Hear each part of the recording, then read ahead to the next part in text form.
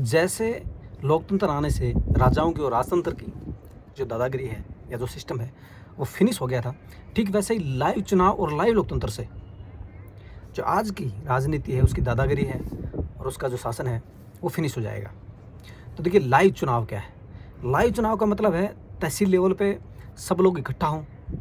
एक तो वो खुद को गिनाएं, वहाँ पे वो इकट्ठा हों और वहाँ पर जो गणमान्य लोग हैं, जज होंगे, अधिकारी होंगे, कर्मचारी होंगे, वो सब उनको गिनेंगे, उनके लिए वो जिम्मेवार होंगे।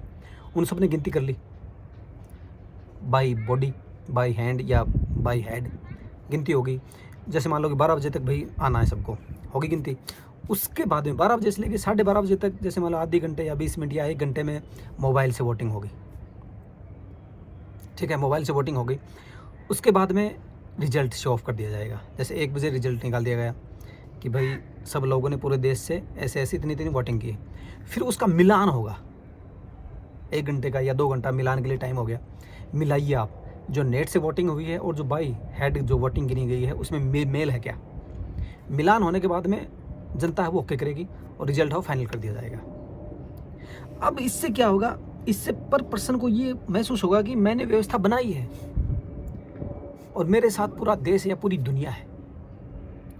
इसके बाद में वो अपना हर डेटा दे सकेगा, पूरे देश से पूरी डेटा में शामिल हो सकेगा। फिर उसके बाद में जो हमें नियम बनाने, कानून बनाने या व्यवस्थाएं बनानी है, उसमें हर इंसान चर्चा में शामिल होगा। ठीक है, फिर उसके बाद में उसकी भागीदारी होगी और जितनी उसकी भागीदारी होगी उसकी उतनी हिस्सेदारी तय हो जाएगी। जैसे मान लो कि आज मेरी भागीदारी 2% है, मुझे मेरी हिस्सेदारी 2% मिल गई, तो 2 से मैं 4 कर लूँगा, 8 कर लूँगा, आगे बढ़ोतरी होगी। ऐसे होगी बढ़ोतरी, मेरी वैल्यू बढ़ती चली जाएगी उसमें, हर इंसान की वैल्यू। इस हिसाब से हर इंसान की क्या योग्यता है, सिस्टम में कितनी योग्यता चाहिए, सिस्टम का क्या लेवल है, उस हिसाब से पर पर्सन को पावर दी जा सकेंगी कि भी इस इंसान की इतनी समझ है, इतनी वैल्यू है, तो इसको इतना जो सिस्टम का लेवल है वो दिया जा सके, जिससे ये पर पर्सन व्यवस्था बना सके।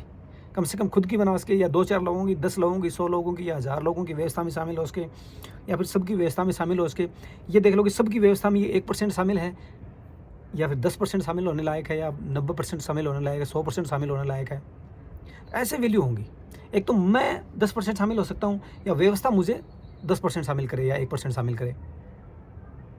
तो ये होगा लाइव रियल टाइम लोकतंत्र या रियल टाइम सिस्टम।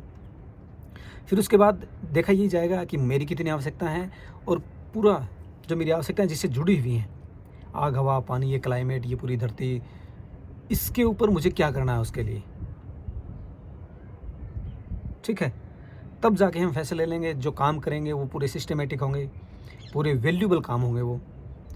यानी एक एडवांस दुनिया या एक वर्चुअल दुनिया जो चलती है, एग्जिस्ट करती है यूनिवर्स के अंदर या धरती के ऊपर, जिसके कारण से हम विकसित हुए हैं, इतने विकास में होके हम मानव बने हैं, उसको हम बरकरार रखें और उसको बरकरार रखते हुए और कुछ अच्छा करें तो बहुत अच्छी बात है। कम से कम उसको ख़त्म करके सुसाइड तो ना करें हम, या सबको मरने के लिए तो ना छोड़ें।